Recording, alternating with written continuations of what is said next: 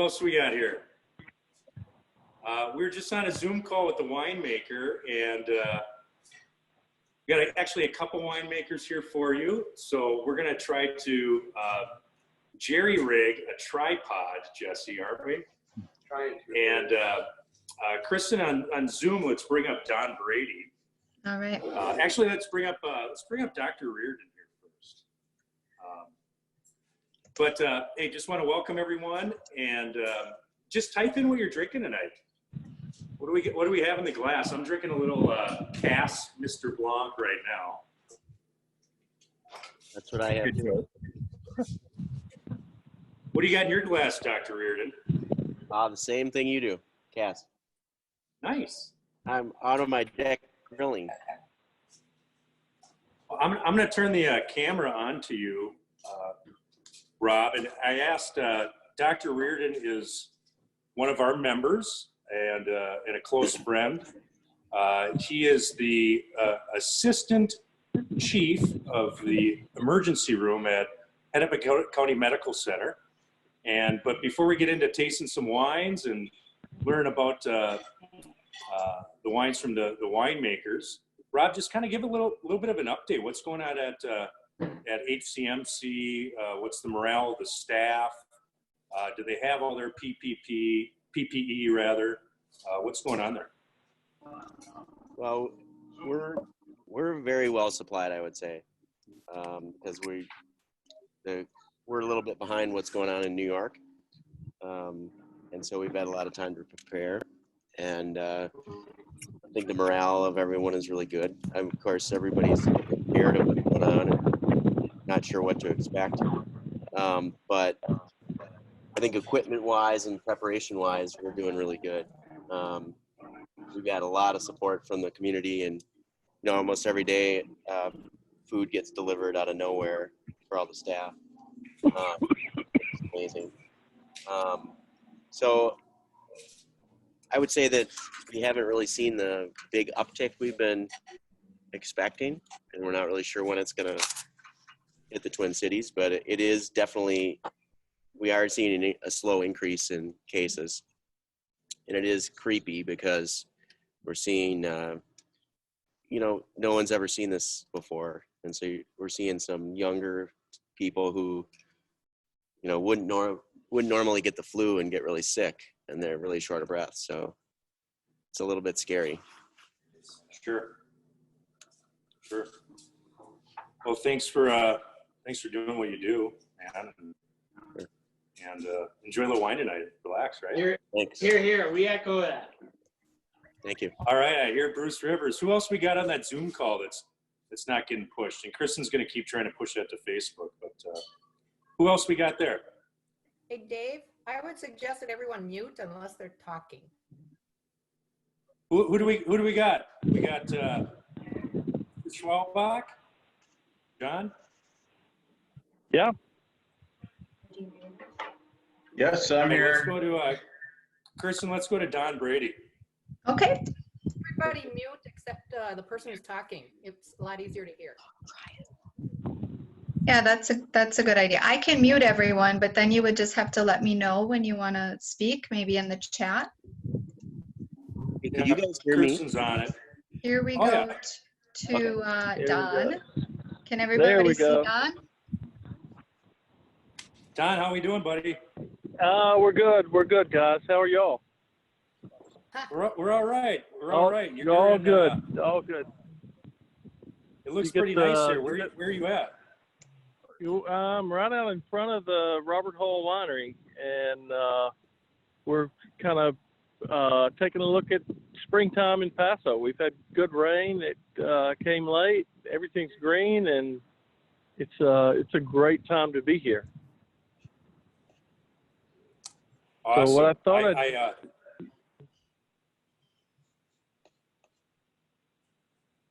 Nope. Oh, it is. Yeah.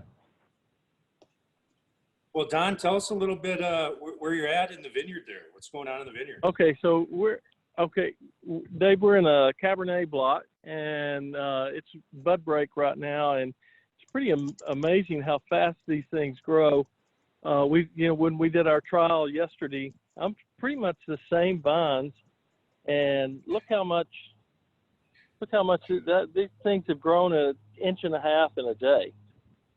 And you can see on here, so this is Cabernet Sauvignon, and that's easy to tell by the leaf that's here and these deep serrations that are in it. So this bud broke. That's the flower that's going to turn into grapes, and there's another little one hiding there. So that'll be 2 clusters on this vine. It doesn't look, probably 2 clusters is about right, a pretty average crop, and we're already counting in places where it's further ahead than this. So kind of get an idea of what our crop level's at. And 2 clusters per vine is a pretty average harvest for us. So this vineyard, this is an old vineyard. You see the old dead arm here. This vineyard will be removed soon because it's just kind of a little beyond its productive life. But until then, we still get a little bit of grapes out of it. Kristen, can we bring up Jesse's phone, which is Dave Jarvis?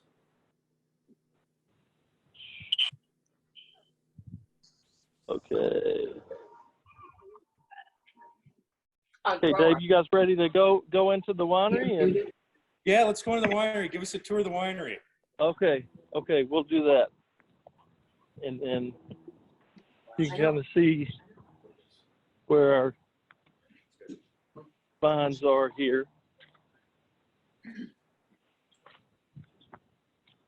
So those guys will keep growing like crazy for especially early spring. As big as you can get. How many people are on this? That's it. There's the California poppy for you. They open up during the day and they close at night. So it's kind of shutting her down for the day. We're going to throw my phone on this tripod here. Hang tight.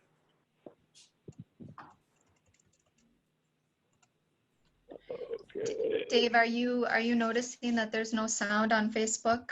Do you have that setting turned off? No. There we go. Okay, and there's the winery. It's dark. Everybody's gone home already. So we had a big bottling day. So the lights come on automatic. But those are the tanks. And I think that tank back there on the left is Dave's tank, the one you christened your jacket with. So just a little quick walk around. Just bottling supplies there on the floor. Today was we bottled our kind of reserve piece. It sounds like nobody can hear us on Facebook. Can anybody hear us on Facebook? No, they can't. There we go. Now there's a little more. Okay. Any questions about any of that good stuff? I'm going to just comment for everybody to join the Zoom call. Okay. This isn't going to work on Facebook. It's not going to work. Can you hear now? So there's the lab downstairs, and Hey, if anyone can hear me, we're having an issue here. Go on to the Zoom call. So there's a link to join, and Kristen, you'll accept everyone. I really apologize. Things didn't quite work out as we anticipated. I'll see if I can post the link in the Facebook chat, Dave. okay. So there's the customers for today. Cabernet Franc, Cabernet Sauvignon, and the Petit Syrah. And then I'm going to turn it around. How much does Brady produce? We produce we've been growing. Right now we're at about 10,000 cases. So thanks to you guys. Appreciate it. And I'm going to turn this around now. There. Good. So, the question mark. Did everybody hear me good? Yeah, we can hear Yeah. you. We can hear you, Don. Yep. You can hear me. Okay. Okay. Good. So back here in our basically the winemakers tasting room, and we have some wines to try. And Dave, you got the Cabernet up first. I think I would probably taste the Cabernet Franc first. If Let's do it. I'm sorry. Yeah, okay. Cool. So the Cabernet Franc right here, and the reason I would taste it first is it's a little lighter in body than the Cabernet. And Hey, Don, and I'm sorry Yes, to sir. interrupt, but I just want to let everyone know that's on Facebook, please go to Zoom. This has been a bit of a, not as planned as we expected and tested out yesterday, but those on Facebook, please go to the Zoom link and we'll get everyone on that way. I There's posted the link in the comments. Yep, there's a link to the Zoom, to Zoom in the comments. Here, is it on the discussion board too, Chris? I will put it on the discussion board, absolutely. So we'll, Okay, we'll so keep on the Facebook Live. It's delayed, but tell us about your wines, Don. Let's. Okay. What do we try? Okay, so we're gonna have Cabernet Franc first, and it means true Cabernet True or True Cabernet, and this is all out of the family's vineyard, and I don't have a tech sheet with me or anything like that, but there's probably a little bit of Petit Syrah blended to it, and potentially a little bit of Cab blended to it, and I think you guys have got that on your tech sheet, so don't hold me to percentages on composition. I miss that all the time. So, but so this is grown in the family vineyard. Cabernet Franc is one of the earliest varieties, earliest reds to be out. So there is frost potential with it. Sorry, I'll put my headphones in. This is the thing that Dave wanted me to watch. It's the live Zoom wine club meeting. It's all good. Kristen, you can just mute her up. Yep, I'm on it. Whoops. Also, Don, we're getting a question. What's the difference between Cab Franc and Cab Sauv? If you could touch on that too. Okay, so Cabernet Sauvignon is actually the Cabernet Franc would be a parent vine. Cabernet Franc crossed with Sauvignon Blanc made Cabernet Sauvignon. And so it's genetically and historically, Cabernet Franc is older than Cabernet Sauvignon. And it's smaller part. Cabernet Sauvignon is grown. It's stronger in the market, and there's Cabernet Franc. The vines have to be really clean. It's susceptible to virus and other diseases, and so it's. But it is a completely different variety than Cabernet. It just happens to be a parent vine for Cabernet Sauvignon. I hope that answers the question. So the Cabernet Franc we make comes out all out of the family vineyard. It's a great variety for us. It is a very late variety. Typically, we harvest the Cabernet before we harvest the Cabernet Franc. So the Cabernet Franc bud breaks earlier than the Cabernet, but it takes a really long growing season to get it where it needs to be, and that's the result that you have here. So you guys are 2017 vintage, is that correct, Dave? We have Cab Franc 16 actually. 16. Oh, cool. So you've got, so I have the 17 here, and I don't have any 16. You guys got it all. So, but both really pretty consistent vintage to vintage. Yours you have the benefit of a. Go ahead. Oh no, go on, please. Okay, you've got the benefit of another year of age on the wine, and with Cabernet Franc it's what I think of. It's like a little bit of an ugly duckling. So when we first harvest it and bring it in and turn it into wine, it can be really. There's a lot of thumbs with it. And it really benefits from a year to 18 months in the barrel, where it softens and it just turns into this beautiful. It's almost a floral element to it, like violets, and that's something that just comes with time, because it's when it's young, it's not necessarily tannic, but it is. Sometimes it can be a little herbal. And it doesn't show as well as like Cabernet does right out of the gate. So, but with a little patience and a little work here in the winery, Cabernet Franc is a great variety. It's great here in Paso. We're warming up to get it fully mature. The pictures we saw outside, we were kind of looking out over the Estrella. And I don't know if you could see, but there's the mountains in the background. Paso Robles sits in a bowl, and I'm sorry. That's beautiful. I'm gonna kill. I'm gonna head to Facebook virtual, and anybody that's on Facebook, just please go to Zoom. Okay, good. So anyway, Paso Robles kind of sits in a bowl, and we were talking about the wind.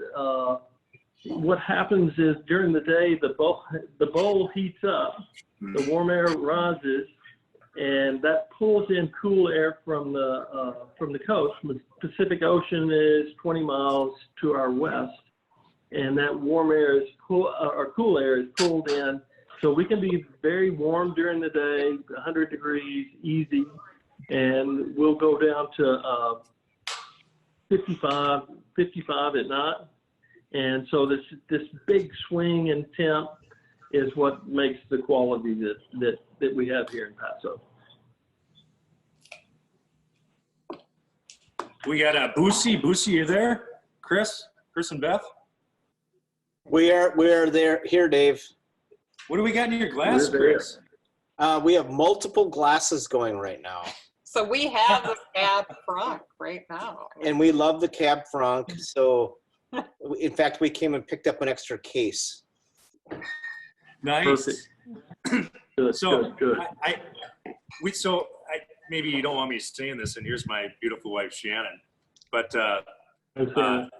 Busey was the chief security officer for the state of Minnesota. I think we could have had a little bit of technological help here tonight, Chris.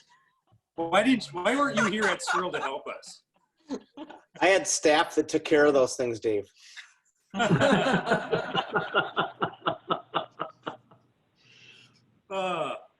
about who else we got? Mr. Rivers, Brucey baby, are you there? I am here. What do you got in your glass, Bruce? I've got four. I wasn't able to get my wine today because of too many criminals on the street. But I got 4 Graces, Pinot Noir. Great wine, great wine. Somebody put it on. I can't remember who it was. Some very wise sommelier. I'm American. I'm not Somalian. All right, you sorry. knew that. Perfect. Don, what's our next wine? Next one is the Cabernet. So, and Cabernet is for sure king in Paso. The Cabernet is about 50% of what's grown here. and so it's always it's a Paso standard, and it's back to the same kind of story as the Cabernet Franc. We have the heat units to get it fully mature. If you go north of us into Monterey or south into Edna Valley, it's just too cool, and that's where the Pinot's grown. And these other varieties do better where they don't need the heat that Cabernet. It loves it, and that was the vineyard that we looked at out here. Cab's for sure king, and it does very well. This one's out of here again, out of the Brady Vineyard, and it's clone 337 Cabernet on 1103 P rootstock. All of the vineyard is planted to it's 908 vines per acre. It was planted in 2006, and so these vines, we've learned a lot about how to grow the vines that we were out looking at. Were kind of an old planting scheme. It's 566 vines per acre, wide row spacing, 11 foot between the rows. And what we've learned is that if we increase the density of the planting, put the rows a little closer together, we can do several things with that. One, you increase the horsepower of the vineyard when you put more vines in. So you're carrying less crop per vine, and so we can either make much more dense wines if we keep the crop down, or if we're in a commodity kind of situation and we need to push the crop, we can grow more crop and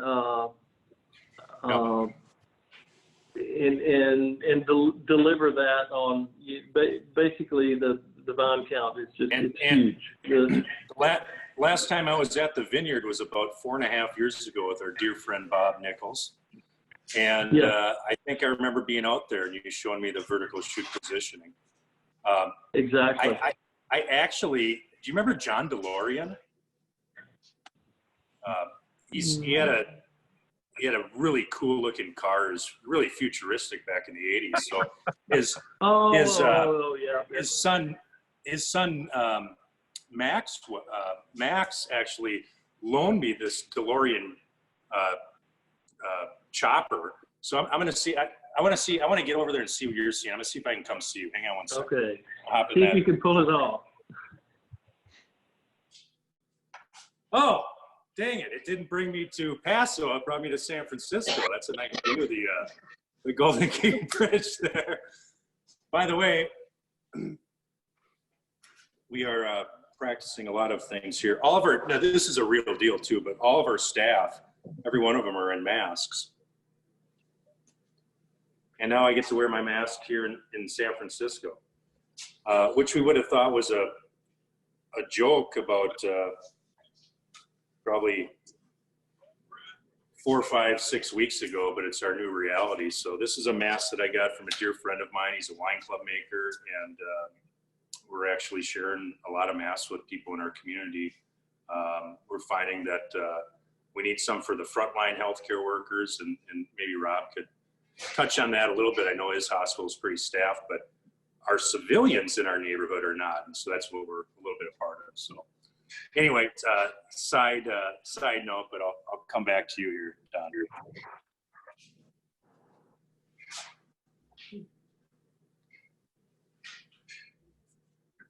Don, you there? Yeah, I'm here, Dave. You want to go back to the? Yeah. Okay. Let's talk about the time that I was in Paso and tried to open up a ball valve with a tank of Petite Sirah. What happened to that? And then let's talk about the Petite Sirah and then come back to the cab. I think we both learned something. I learned nothing. I don't turn loose of the controls anymore. So But you got a pretty good shot of Petite Sirah, which I don't know what's darker than Petite Sirah. So it's good on an Italian jacket. So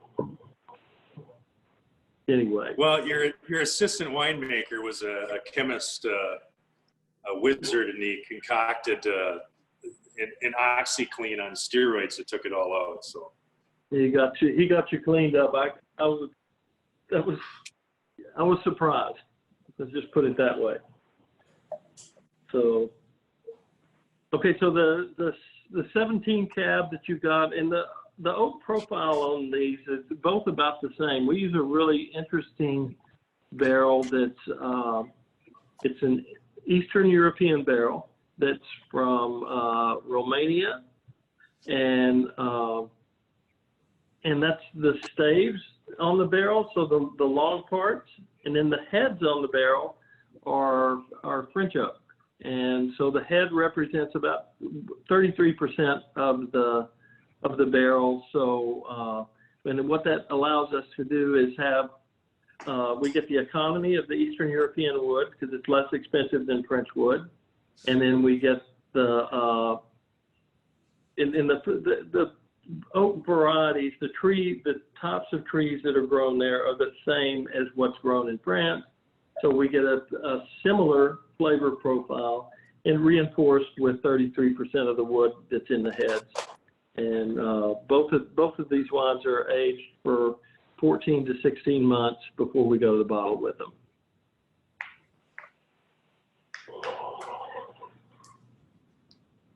right on. And Kristen, do we have others trying to come on to the Zoom meeting? We might have to accept them. Which I'm sure I don't have anyone waiting right now. We have about 40 people in the room at the moment. Is that right?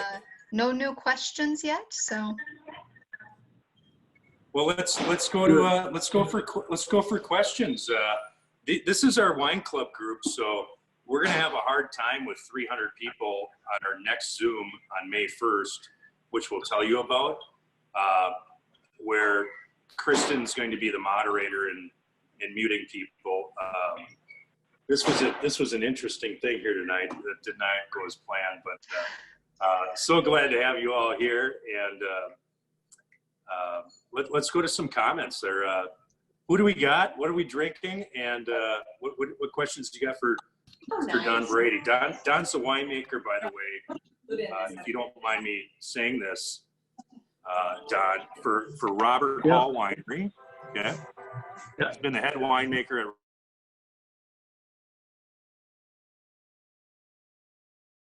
obviously the wines that we're tasting here tonight. So let's just open it up and bring in our members. So if anyone has a question, I see one down here from Patricia. Who figured out how to compare East European oak and French oak? Eastern European wood has been used for a long, long time. That's Joe. Eastern Europe, it's been used for a long, long time. And that knucklehead. You're right. That knucklehead. By the way, it's Slovenian oak and Hungarian oak. Slovenian oak is not from Slovenia; it's from Croatia. Mr. Joe. Joe's from Bronco Wine and our regional manager that helped facilitate this whole wine club. But smarty pants, thanks, Joe. Yeah, we've tried Hungarian wood. I'm not a fan of Hungarian wood. It's grown in flat areas and it grows really fast and it tends to be really tannic and aggressive. The Romanian wood and Russian wood and Slovenian is grown in the mountains typically, which makes it grow much more slowly, and it's really tight grain. Okay. Great. All right. Joe wants everyone to know that wood question was not actually his. That was from Patricia Morris. But he is wondering if you want to make a Sauv Blanc again.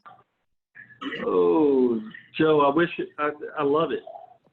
But it didn't work. And I think part of the problem with Sauvignon Blanc is there's so many of them, and the distributor Bronco has, I don't know, you know better than I do, but they've got 20 odd Sauvignon Blancs, and it did real well. It did well here, locally here, and then it just kind of blew apart. And so I do have a Chardonnay that's coming up for you. So we're bottling that in the next month or so. What was the next question? I'm only getting part of the questions. Oh, do you have any family members you are mentoring? Oh, I have a daughter that's doing my. She manages my Instagram. I'm not allowed to post on Instagram. So if you go to Brady Vineyard Instagram, it's all my daughter's work. And she tells me all of my pictures are too grainy, to this and to that. So I'm disallowed. So she's helping with that. She's a florist in San Francisco. So and much more tech savvy than I am. Nice. All right. Okay. Carol is also asking, how did you get to know Robert Hall? I met Rob. So I've been living in the family's been living in Paso Robles since 1989, and I was work for a winery called Delicado. They have a facility in King City, and I drove back and forth to King City, which was about an hour each way. So got tired of doing that, and then came to work with the neighbor to the winery here, Dennis Collins, and Dennis is gone now. But Dennis said, "Hey, come meet Robert," and he said, "You'll know real fast whether you guys it'll either work or it won't," and it worked. So I worked with Robert, and he's a great guy and for sure a visionary. He just come in and plop down the kind of cash that he put into growing the vineyards, and the winery investment was huge. Right, we have one more here. Beth wants to know, what is your favorite wine and what will you serve us when our wine club makes a visit? I don't have a favorite. I like to play the field. So it's, maybe tonight it's Cabernet Franc, and maybe it kind of depends on what you're serving the wine with. And we make a number of wines here at Robert Hall as well. And that's always the question, what's your favorite? And I don't really have a favorite. I like to dabble in lots of different stuff. So it's fun to learn that way. Right. Well, Dave, I don't see any other questions here. Let's can we show a picture, Kristen, of the vineyard, and then we'll bring in Sterling. Sterling's from Cass. Don, if there's, Robert was a dear friend. Yes. Of ours too, and obviously he's greatly missed. He was a generous man and highly involved. I was on the board of the Minnesota Restaurant Association for close to a decade, and he was very involved with that organization. Had bowling alleys here in Minnesota, had a lot of strong Minnesota ties, and you're right, he was a visionary. Anything else that you kind of want to leave us with before we move on to Cass Winery? Yeah, I think the big thing was just tasting the Petit Syrah, and I had the 16 vintage in front of me, and your favorite, and your jacket's clean, Dave. I could see. This is a different jacket. It's a different jacket. Different jacket, okay. But Petit Syrah is a great variety. It does very well here in Paso. And it's one of the few places that it does consistently performs. And so I like to think of it as the Rhone variety, bred in the Rhone, and then it's fully at home in California. So And Zinfandel does pretty well. So we're talking about 100 degrees a lot during the daytime. And that diurnal shift allows the evening to cool down to 50-ish, right? Yes, absolutely. And that's what makes the quality. So you have the heat during the day that kind of drives the factory, the vine, and making sugar. And then when it cools down at night, the vine does what's called respiring. And so it releases everything that's built up during the day, and it respires at night. And the respiration that's going on at cool temp, if it's warm at night, you lose acidity. And so it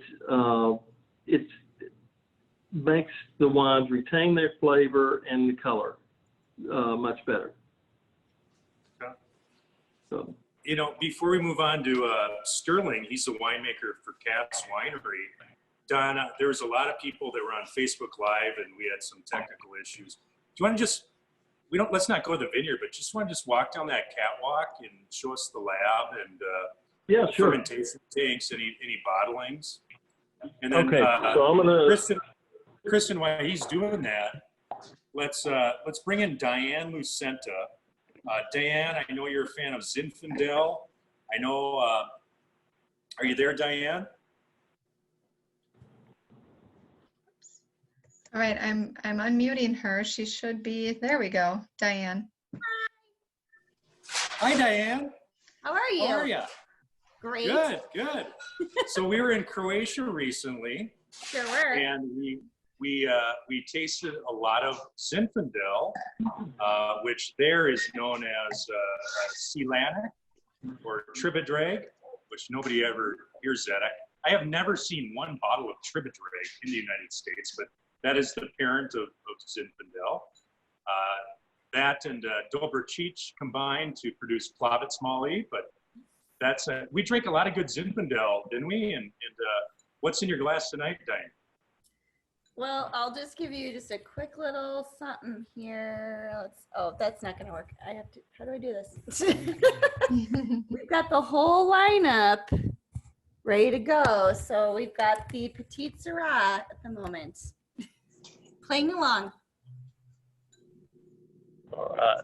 Right Good. on. Let's Don, let's please give us a tour. We were talking about Zinfandel and Petite Syrah. That's awesome. Look at that catwalk. Yeah.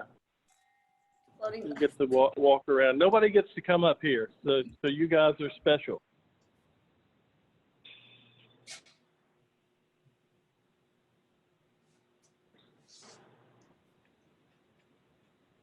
So you came out of your office essentially, and if you could turn around and show us that fermentation tank that I opened up and spilled Petite Syrah.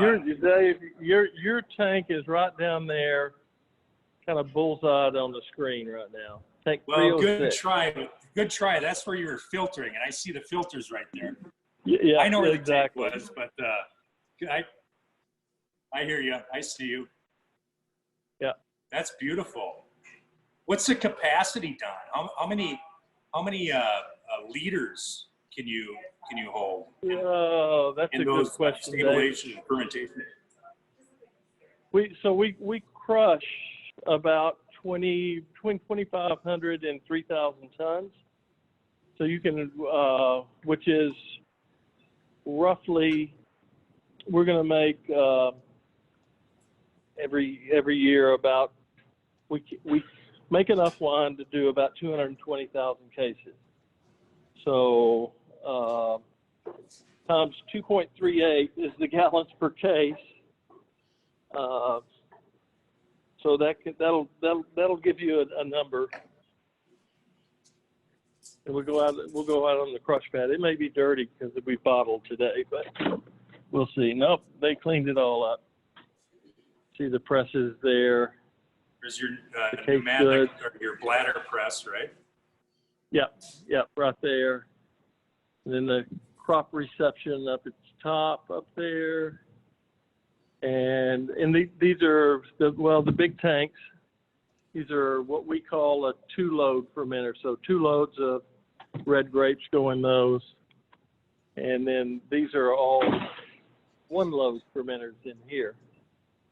So you got to see some barrels.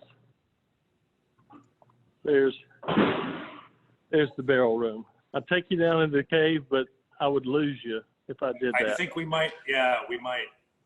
And I think we did our fair share of barrel tasting the last time I was there. That's right. Yeah. So these are all, for the most part, this is a white wine fermentation room. And Kristen, I'm sorry, Don. Kristen, let's bring in let's bring in Cass. Let's bring in Sterling for Cass because I think we're gonna lose Don here. All right. Okay, good. Thank you, guys. Hey, Don. Peace, my friend. Stay well. Yes. Thanks for you bet. joining us. I'll do it. I'm gonna. You bet. Thank you, guys. Okay. Bye-bye. All right. Let's find Sterling. Where'd you go? We're so Sterling's the winemaker at Cass, and I'll allow him to introduce himself. Sterling, I really appreciate you've got a family to be with, and thanks for taking a little bit of time out on a Friday night. No worries. We're switching right now. It looks beautiful, man. We're switching from red to white, so please take the lead here. Tell us a little bit about what you guys are doing at Cass Winery. Yeah, it's we're going a little backwards that way, but I'm gonna actually piggyback off a lot of what Don said, because he explained it perfectly, and I've known him for years.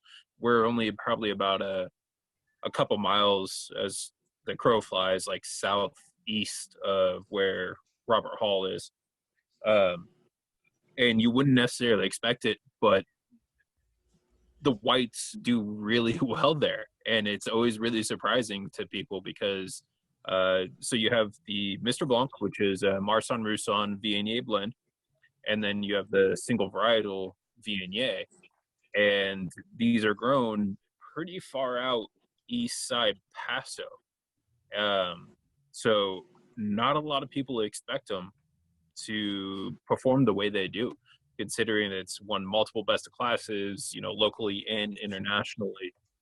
They're just, so to kind of go off of what Don was saying about the bowl analogy, that's kind of how Paso is, but then there's this riverbed that goes behind Robert Hall and leads up to our vineyard. And that Templeton West Gap breeze, if you guys have heard of that, basically coming off of the ocean, comes down and then kind of settles in our vineyard. There's a 3/4 mountain range. I don't know. I know you got some pictures sent. I don't know if you can pull those up or not, but the aerial view, you can kind of see the riverbed and then the mountain range, or hills, I should say, around our vineyard. And so even though, yeah, there you go. So you can see the riverbed on the right side, and then you can see the hills in the background. Those hills extend around the whole vineyard. That's 145 acres planted, dedicated mainly to Rhones, and then the rest is pretty much Cabernet. But what happens is the breeze comes up that river and then settles in our vineyard. So even though we're on the east side of Paso Robles, which is known for being very hot, it cools down a lot. So as Don was saying, that huge diurnal shift, that huge temperature swing happens, and the Rhone whites just absolutely love it.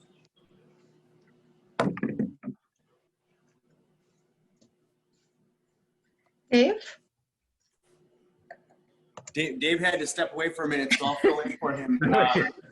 How can you? I'm Jesse, by the way, good friend of Dave's. Have been selling wine to each other and working together for many years. I import South African wines, but just live right down the road, so I'm helping him shoot this video. But maybe a good question. how does Paso compare to like Napa and Sonoma, or not compare to them at all? Like how do you guys like stylistically differentiate yourself from, or just with the terroir that you're given? What is like the surface level or main differences that you're finding in your productions from those more big name areas, if you will? There is so many answers to that. I don't even quite know where to start, just because. I mean, did you say you're importing from South Africa? Yes. Yeah. Okay, so actually, coincidentally enough, that's kind of where Cass started. The owners were down there just drinking and golfing. They loved the style of wine. They're in Stellenbosch Fairview Winery, actually. And the first winemaker that brought me on and that I took over for was a graduate of University of Stellenbosch, and they just kind of loved the wines down there. That's kind of a funny coincidence. But honestly, I think years ago, it used to be saying like, oh, Paso's the next Napa, something like that. Now, it's just not a comparison. You know, Napa does their thing, Paso does our thing. Just like every other wine region, you can't necessarily compare the two. You can't compare us to Bordeaux. You can say, okay, maybe the terroir is fairly similar when it comes to the limestone composition or something like that, but it's, you know, our climates are entirely different. And that's why just recently, you know, Paso Robles has divided into, we were the largest AVA. Just recently we've subdivided into 11 AVAs, because even though Don and I are only a couple miles apart, there is a fair amount of difference between each spot. Yeah, and that's quite significant to have that, just zeroing in on terroir. I mean, I think that's what the club is all about, and trying finding these interesting wines that you know, that show their sense of place. Maybe you want to go in a little on each wine. I've got the Viognier in my glass, and it's the first time I've ever tried it. I think it's outstanding. Yeah. So the Viognier has probably been our flagship for a very long time. It's just the way I do it.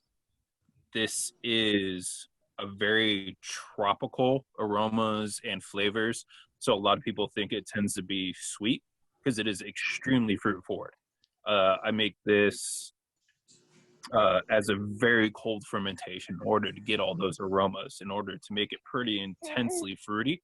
But the amount of residual sugar is actually, it's entirely dry. It's a very dry wine, but there's viscosity there that comes from that cold fermentation and from the fruitiness that kind of gives it almost this perception of sweetness. After that, I think you have the Mr. Blanc, and that's just kind of a fun one. So I do those all single varietals, as far as that's a Marsanne Gruson, Viognier blend. And, you know, even in California, I think there's only about 120 acres left. Sorry, 1 second. I'm going to put them off. So I think there's only, last I checked, there's only about 120 acres or so of Marsanne.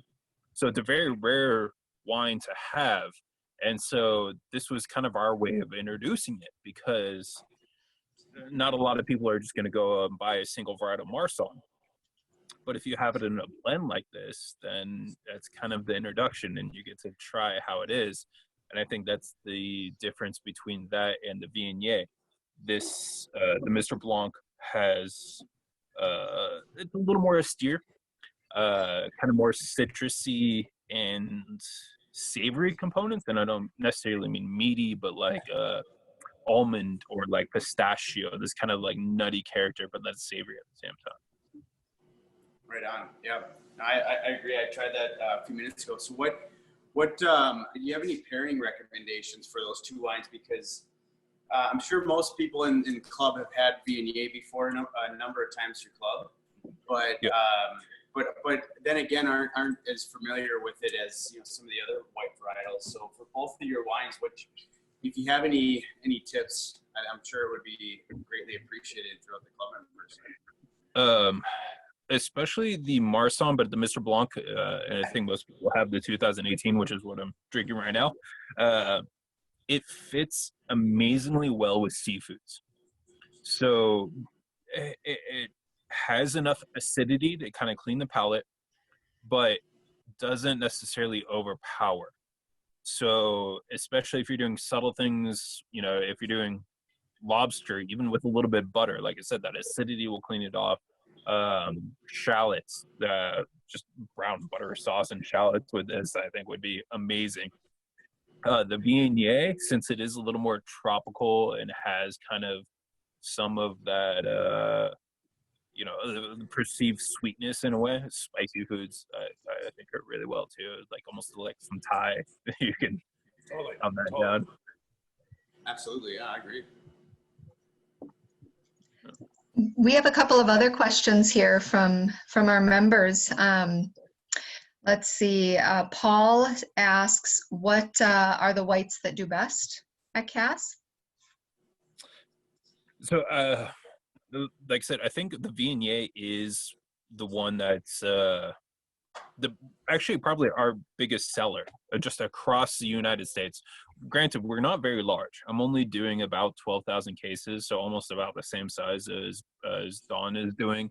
But the Viognier and then the Mourvedre are probably our two biggest sellers. And it's just one that's a palate pleaser. Good. Carol is wondering if climate change has affected you. I mean, I think that's affected everyone. What's kind of crazy that I'm doing in the vineyard now, we had a lot of construction going on. We're doing an 8-room bed and breakfast. We built this large barrel room so I can kind of step up production a little bit. And so we had to pull out some of the vines and some of the stuff that we're going to replant in there. I'm actually doing a Touriga Nacional, which Cass is entirely estate, and we're primarily Rhones, but Bordeaux's. And I don't know if you know, but Bordeaux in France has changed their regulations to include these warmer climate vines, and a lot of those coming from Spain and Portugal. So we're going to plant a little bit of this Touriga Nacional, which is traditionally used in a port, and that's what I plan to kind of use to make it. But that's something that I think the whole world is adapting to, and it's going to be interesting. But that's what winemaking is. It's constantly changing and adapting. Great. Does anyone else have any other questions?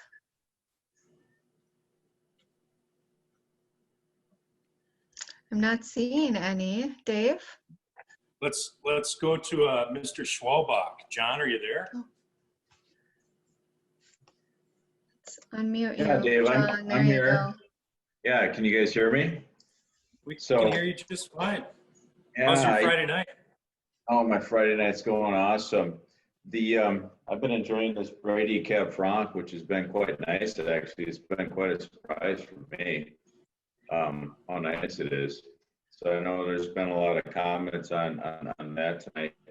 I haven't enjoyed the cast yet, but here in a little bit, it's hard to kind of cork all these wines here in one try, but everything's been going. So I did just see a couple questions come up that one of them was, how many acres does Cass own? We have 145 acres planted. That is all on the estate. Like I said, I just kind of did the 8-room bed and breakfast. We're getting on there. We're trying to make this a little oasis because we're a little further out in Paso. We've recently, you were talking to one of your doctor friends earlier. We've been doing actually food donations. We do a lot of weddings that unfortunately have been moved or canceled, but the food has been there. So we've been making about 50 meals each week for the community, and just trying to make it, it's a great community here. If none of you have been out here, it's a small town and everyone kind of takes care of each other, and it's pretty cool.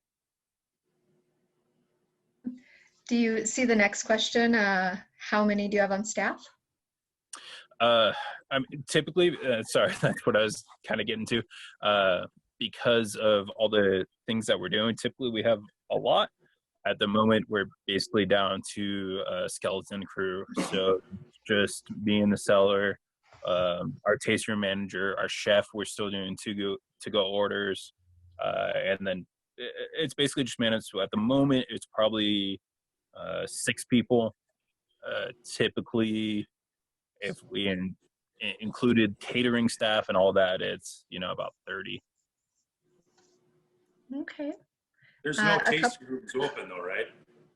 I'm sorry? Sterling, all the tasting rooms are closed, right? So they can only be open for pickup orders, meaning you can order wine and come and grab it. Or if you're part of a wine club membership, you can come in and pick up those things. We have a full restaurant license as well. So people are doing orders for lunches, and we've been trying to put together programs for, like I said, the charity dinners that we were doing that are just free. But we're also doing dinners where locals can come and pick up a preheat meal pretty much. Okay, right on. Is Krista Reinwald, is Krista around at all? Yes, I am. Hello, hello. Mrs. Reinwald, how are you? I'm good. How are you? We're good. We're some of your current what's in the food. glass? Are you drinking quinine? Are you drinking quinine water, or are you drinking wine tonight? You know what? I drink both. I combine them now. I make my own wine spritzer. You should try carrying that at Current or Swirl. It might be a big hit. Awesome. Hey, I love your hat too.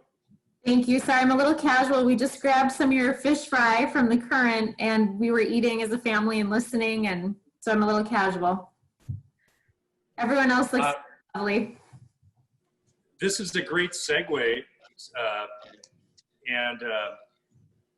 Tell us a little bit about your project, your family's project with Self-Esteem Brands, and what you guys are doing, and how our wine club members might be able to connect and get involved on your healthy lifestyle choice options, and how wine plays a role in that. Yeah. Well, thank you for that introduction, Dave. And thank you, everybody, for welcoming me into the wine club. There's a big group here. So I started I'm a nurse by training. I worked as a bedside nurse for about half my career, and the other half of my career, I was a healthcare administrator. And about 4 years ago, I branched off and started my own business focused on helping prevent disease and helping educate people on what they can do to really practice preventative health. And I started a company called The Point Retreats, which is a health and wellness retreat center in Pequot Lakes, Minnesota. And just about 4 or 5 months ago, a family friend of ours, who Dave and Shannon also know, who happens to be CEO of Self-Esteem Brands, which owns Anytime Fitness, Wax in the City, Base Camp, and Bar Method, became a partner of mine up at the Point Retreats. And together we have a vision of really moving preventative health into a more immersive experience for people at the Point Retreats, but then we also have some visions in how we can make it a bigger priority in our healthcare systems. And so, yeah, so we're on a mission to do what we can to bring more health and wellness and help tackle our chronic disease issues in our country. And how that links into wine is Dave was actually part of our virtual happy hour last night, and a number of people who attend the Point Retreats have become really great health enthusiasts. And as most of us know, wine is a good choice, and if you're going to enjoy adult beverage. But there's, within that term good, there's decent, good, and better. And, you know, we have really tried to help people understand how if you're, you know, with the food that you eat, the exercise you partake in, the lifestyle that you live, which includes enjoying alcohol and adult beverages, there are choices that you can make that will be better than others. And healthy biodynamic wines are certainly a big part of that. And so we've been trying to provide some education around that and what does that mean to consume a healthier biodynamic wine. And I reached out to Dave, as most of us have been doing. We've kind of switched to this virtual world, and we put on our first virtual retreat that we're kind of in the midst of. And Dave put a great video together for us to include in our virtual retreat. And he's kind of, I think, gonna take it and create something new and exciting with that too, which I was trying to, you know, bring to our health enthusiasts so they know that we have a local wine connoisseur and expert who is going to make this available. Because a lot of people currently, kind of in my space, I would say tend to buy biodynamic wines from places like, say, Dry Farm Wines out in California. And they're a great company, but I think at this point in time, all of us want to do what we can to support local businesses. And Dave and Shannon are such phenomenal people that I wanted to try and bring their healthy wines to the Point Retreats followers and family. Awesome. Yeah, thanks, Krista. Sterling, what do you think? Can we actually make healthy choices for our bodies during this time with wine? Oh man. Of course it is alcohol. Yes, minor consumption does improve certain mineral and iron intakes, which is really good. But you know, it doesn't mean go excessive. It's your I know this is kind of funny. We're not talking 2 bottles. We're not talking 2 bottles of that. I know it's kind of funny coming from a winemaker, and I always have to explain this to my doctor when I show up and they say, how many drinks do you have? I clarify with, I'm a winemaker. But it's still, yeah, your 1 glass per night is how it probably should go. Jesse, what do you got to say about this? I think you got to say a few things. Oh, especially in tough times. I think, you know, nobody should feel ashamed to have a few extra every once in a while. No, it's you know, it's something that goes well with food. It's a lifestyle, I think, for a lot of us, this crowd that we're talking to now.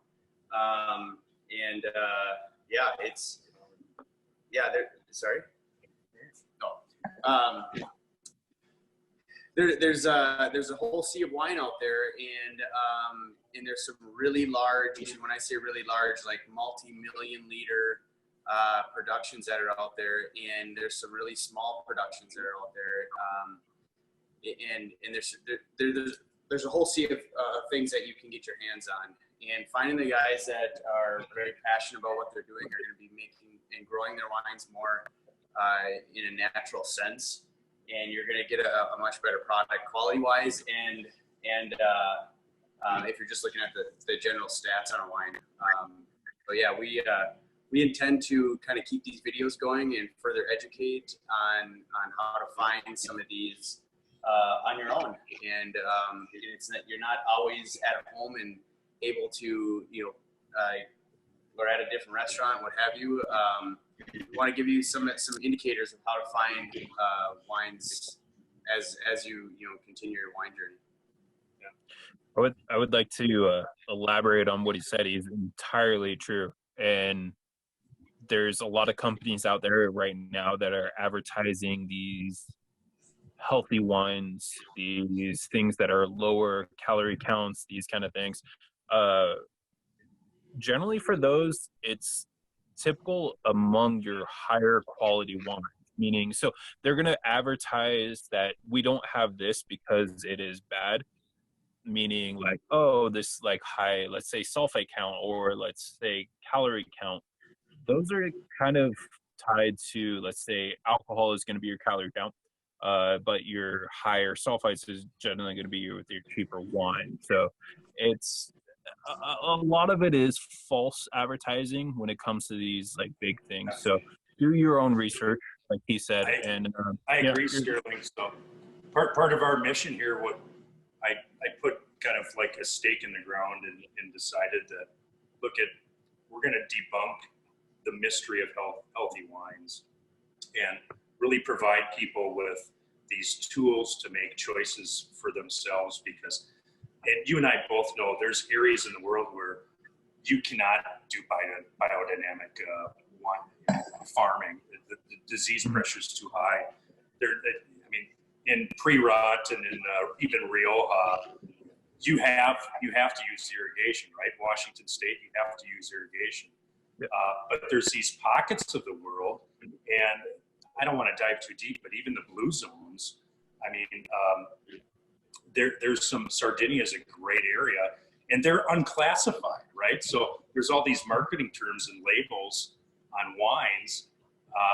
What we want to do is, alongside with some of our physician friends, our doctor friends, our holistic health practitioners, winemakers and viticulturists around the world, is shine a little bit of light and provide people with some tools to help them make some healthy choices in wine, because there's so much junk, man. And you and I both know there's so many additives. There's mega purple. There's all these.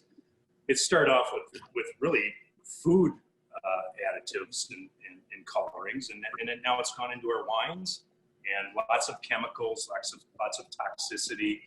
And this is a time where we've got to wake up in America, and there's an opportunity to give people the tools to walk into their wine shop and select wines that, if they want to put good stuff into their body, they'll have an opportunity to. Correct. All these terms, classifications. It's a treacherous sea, but we're going to attempt to debunk it, my friend. And we have winemakers from around the world, like I mentioned. They're going to be providing 5-minute videos. Various topics: sulfites, organic versus non-organic, made with organic grapes. What is sustainable? What is biodynamic? All these different things that I think, frankly, confuse the average consumer, and we continue to put stuff into our bodies based on. My degree was actually in food science, so my background is in the chemistry and microbiology of food and what we intake, and so there's a lot of false narratives pretty much on every level, and especially with social media. So just do your research and enjoy what you enjoy, and that's pretty much all I can say. Well, this is all about enjoying life, isn't it? Yep. I mean, wine is about bringing people together at the table.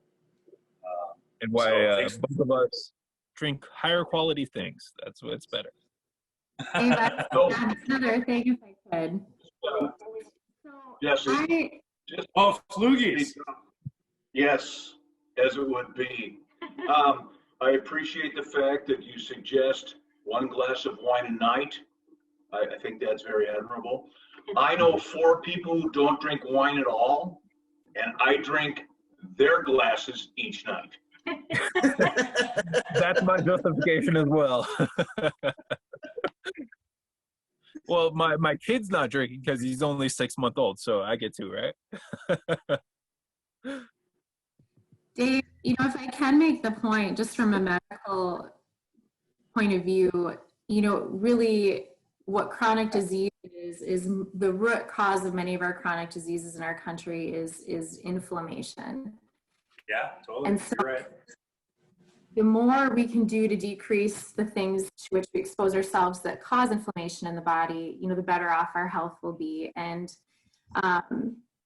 when we can take out as many chemicals as possible and have, reduced additives and lower sugar, I mean, anything we can do in any of the steps that we take in life, including, the beverages that we consume, that will impact our overall health. And I can tell you, so in my last position in a traditional healthcare system, I oversaw the care for 40,000 patients with diabetes. So I was in charge of our endocrinology and diabetes care in hospitals and clinics.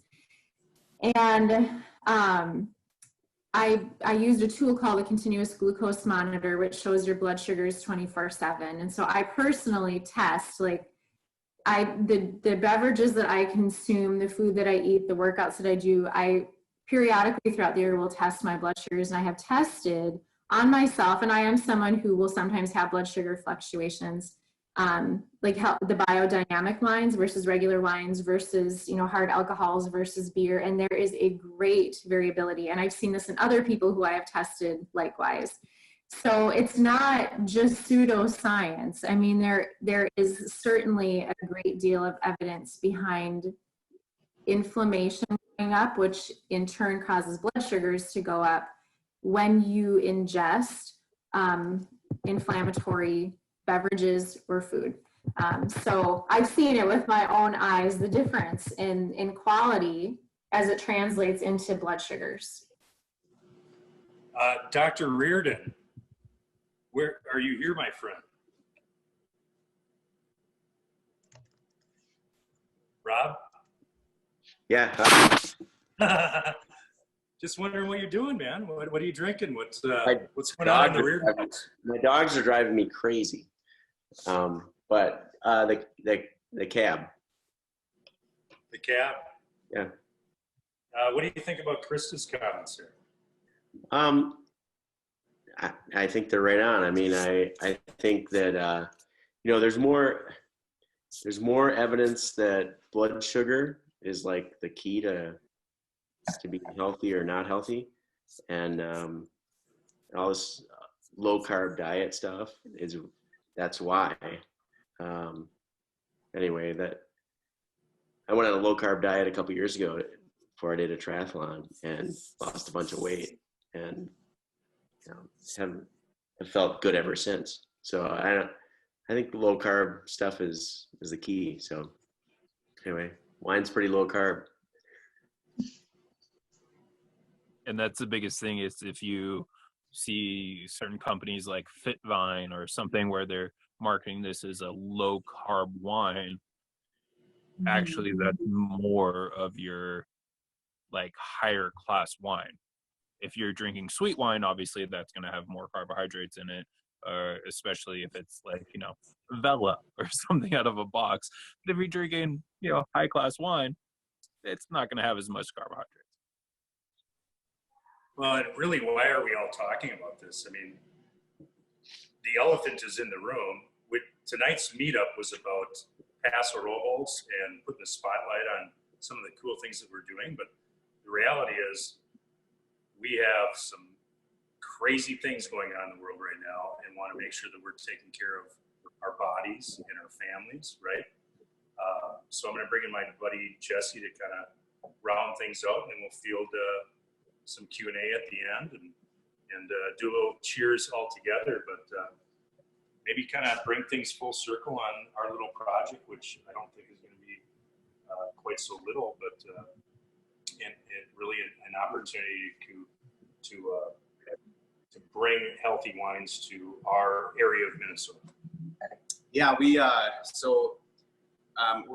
pulling everybody together on your Facebook page. So we've created a Facebook page through Sorrel Wine, and again, the whole grand scheme of thing is to educate and to kind of keep the communication going. So we really wanted to just take this time while we're stuck at home, or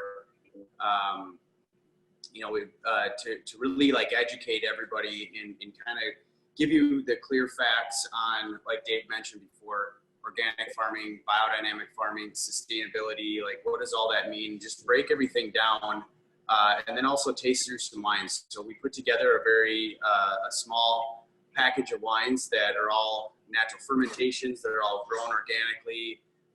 There's, you know, all under 100 ppms or parts per million for sulfur. And this is, you know, as Sterling was saying earlier, you know, high class wines, you don't have to spend $50 to get a high class wine. It just really depends on the producer and the care that they're putting into the. He's drinking Domaine de Romane. But you can find these things out there, you know, in the marketplace for $15. That, you know, once you start going below that, I think you're maybe getting in a little bit of danger zone. But whole idea is that this isn't something new. This is how wines were made before technology, and we really just want to kind of educate and again give people tools. So we've got a lot of cool videos to come. Like Dave was mentioning earlier, we got a biodynamic video that will break it down and explain it under 2.5 minutes, and a couple other guys doing some really interesting topics, sulfites, natural fermentations, etc. All tying back into this topic. So we've got a lot of content to come, and we're excited to provide it to you this May 1st. Yeah, May 1st is the virtual tasting, so hope you can be a part of that. Just come on into Swirl or the kids online, or swing by, and then we'll all do a tasting on May 1st, Friday, May 1st. Kristen, what do we got for final Q&A, and then we'll wrap things up? Let's see if we missed anything. I do have one question for Sterling. A couple people want to know what kind of tree that is behind you. Yeah. So this is it's a locust tree. It's I don't know if that's the family or the actual thing of it, but it's that's kind of why I set out, because it's absolutely gorgeous right now. It's beautiful. Yeah. Said hi, Dad. That's cute. So cute. We also have another question for you, Sterling. Do you take grapes from other vineyards, or is it 100% estate? No, everything we do is 100% estate. So, like I had mentioned, we have 145 acres planted, but we actually sell most of that. I keep. Sorry, 1 second. Let me pass my. At the moment, I keep about 1/3 of that, and we are kind of considered a Rhone house, so we keep most of that being the Rhones. Half of the vineyard is Cabernet because Cab is king, so I do make a Cabernet, but we sell most of the Cabernet to other wineries. All right. I think that that was all the questions. Everyone, if I missed your question, you want to throw it out there again, we can take it. But I think I got everyone. I just want to know what Bruce Rivers is doing tonight. Bruce, where are you? I don't have a Bruce. Bruce is left. Yeah, I think he may have left us. We're down to 29 people, so people are definitely peeling off. But Don Brady, any final comments, my good man? Dave, thanks for having me. It's been fun and a good learning experience. And my hot water heater just went out. Oh. Well, you better fix so that. No, that's I just ran to the house and turned the water and the gas off. So anyway. Oh no. That's I'll find a plumber. I've got. Anyway, thank you guys. This was fun. 2 weeks ago, I got a plumber for you if you need to. Okay, I may be calling you, Sterling. Thanks. Yeah. Enjoyed your comments. Hey, Don. You are a salt of the earth, genuine man, and I think in final conclusion we can all agree this is a beyond precedented time. And in the midst of all this, we have. I try to get my kids around the table and just talk openly about things. But this little forum that we have here, which was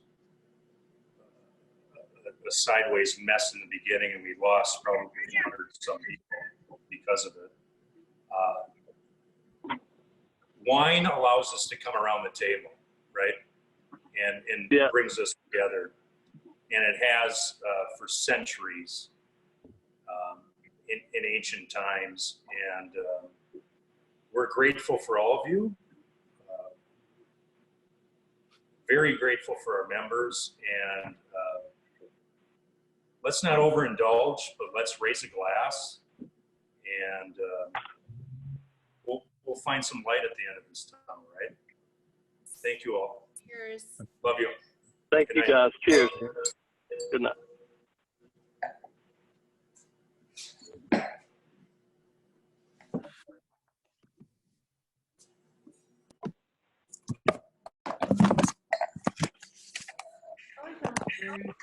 Hey, Dave.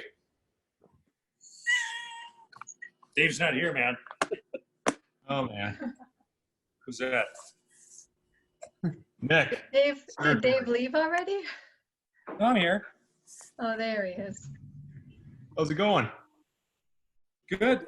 Forgive me. I don't recognize Nick's your voice. territory. Nick. How's it How you going? doing, brother? Doing all Good. right. Yep. Oh. Doing good.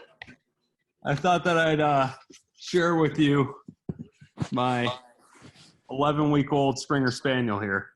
Oh, cute. That's awesome.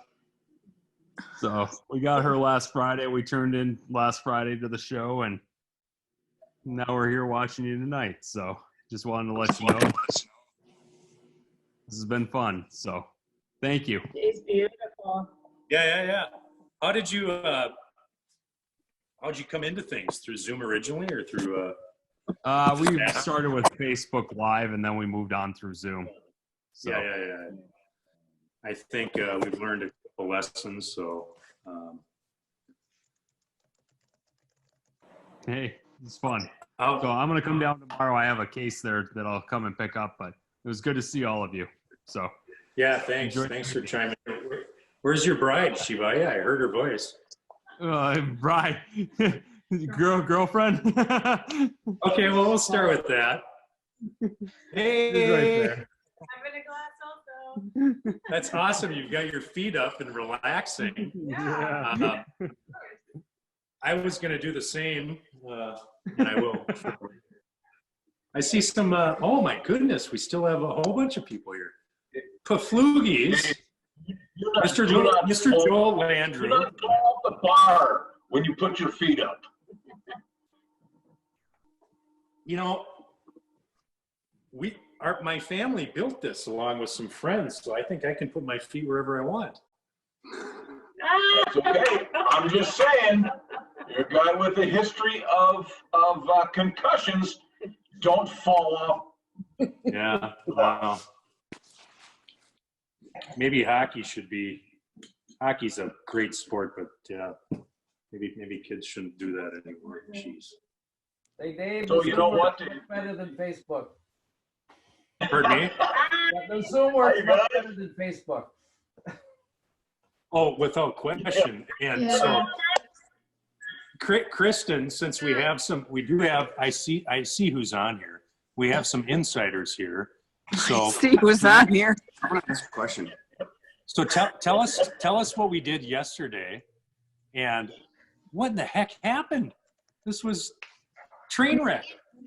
So streaming Zoom to Facebook is literally 2 clicks of a button. You click live on Facebook and you choose your group, and that's it. Yesterday, without a hitch.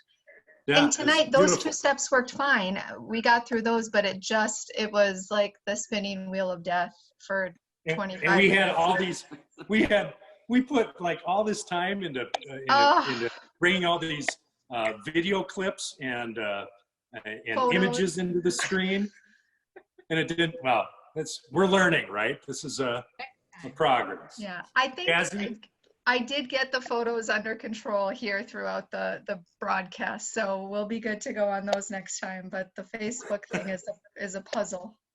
Well, the next time we're probably gonna have 200 to 300 people. So what do I got a question? I got a question for you guys. What do you think about the time lapse? Like, how long have we been going here for? I haven't even checked it. We've been going for an hour and a half. Is that? Well, does it seem long, or is it good content? Like, what are your thoughts right now? I'm entertained. I got nothing else to do because I can't leave the house. So what am I going to do? I think an hour. Right. Talking As to long as those, we have enough wine. Yeah. Good. Well, I think if we keep it to an hour or less, it's better. But you have to understand that we had a lot of things intended to play out, and it didn't happen. So we were kind of like caught off guard, right? Right, but Kristen, were you able to see how many people were like logged in during the whole process? I think there was, our most was probably 41 or 42 on Zoom. Okay, but So was I it don't know how consistent many throughout, people we or- had or lost on Facebook. Oh, we lost a ton because the last event we did on Facebook was like 76 people. Mm. Okay, and I saw all the queues, and then Yeah. they just started dropping because we were 10 minutes late even starting. We have the CEO of a logistics company on board, and he might have a few words here. Well, all I was going to say, can you hear me, Dave? Loud and clear. Okay. So the sound on your end is much better than the one last week. Much, much better. It was tough to hear, at least on our end, your mic. So very nice. Yeah, we baby steps. Oh, you're doing great. You're doing great. And like I told you, I'm not on Facebook, so this is much better for me.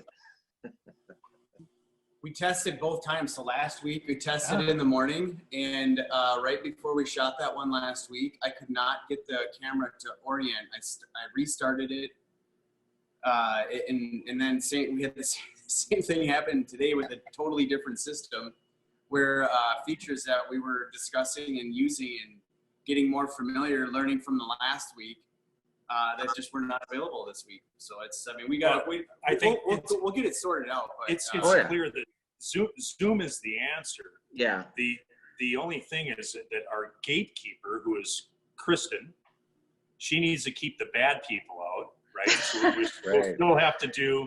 I'm learning who the bad people are. Yeah. Well, no, it's you don't want to have. We've all heard nightmares on these Zoom meetings. So we'll vet it and we'll do the best we can. And at the end of the day, we're talking about wine, so it better be about fun and enjoyment in life and relaxation. And it's no longer no wake on the river. So social distancing.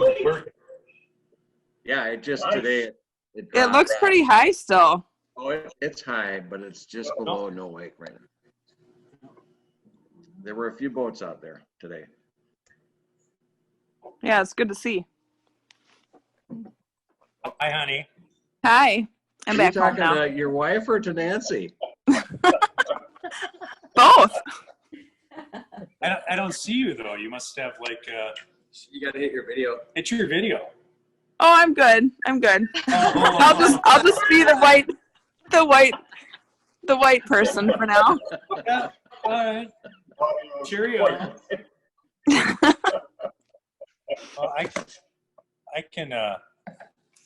I can do that too. I'm sure you can. Where's my avatar? You just click the video off and that's what comes up, Dave. You just do that, Dave. Yeah, Chaz got it. Wow. Yeah, you can go into South Dakota. This is driving to South There you Dakota. go. Up to South Dakota, they got a rampant COVID-19 thing going on. Oh, that's awesome. That's awesome. Whoa. Yeah, it's kind of weird. I heard that, Okay. Jan.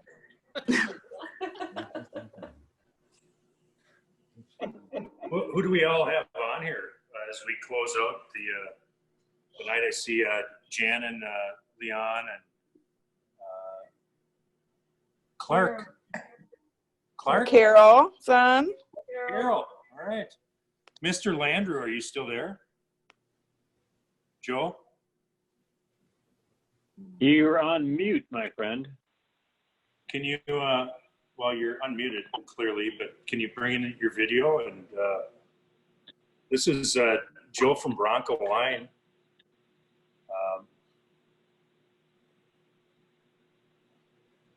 What are you drinking? Coors Light?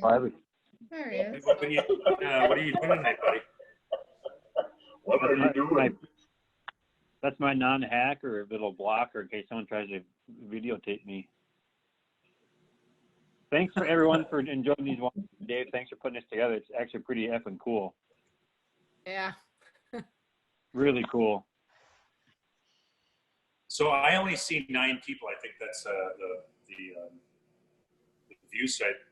How many people do we have on, Kristen, right now? 10. Okay. Yep. So you're seeing just about everybody here. Who's the mystery Kristen, person? thank you for putting this together. Oh, Yeah, I helped very little. Often we appreciate it. Oh, Kathy That was Jarvis is, and Warren Berger. Kathy and Warren, can you say hello? Kathy and Warren Berger. Hi, Kathy. Are they there? They might be busy with tax preparations. Yeah, they might not be there. Their video's off. My dearest mother, are you still there, Kathy Jarvis? She has a No, she bailed early. Long time ago. Well, you know, So Dave, when did your parents flee Florida? okay, so I believe, March 16th was the day that we essentially laid off all of our staff, save 4. Yep. And I think it was that Thursday, March 18th, I want to say. Okay. And I think that they were home by Saturday the 20th. And I could be off, but they've been home for a little while now. We left, we got home on the 14th, the Saturday, March 14th. And that was right when this whole thing was kind of tipping. While we were still down there, Walls had stopped the school in Stillwater, Stillwater had decided to close their schools, I guess. And then we got, and then the state shut down. But I was just curious when they came back from there. Yeah, I've been back for a few weeks now, and yeah, they have a lot of friends that are still down there at their marina or else. Do they know anybody that's contracted it? I can't answer that. I'm not sure. Okay. Not sure. How about others? Does anybody that's here know anybody that's contracted it? No. Because we drink swirl wine.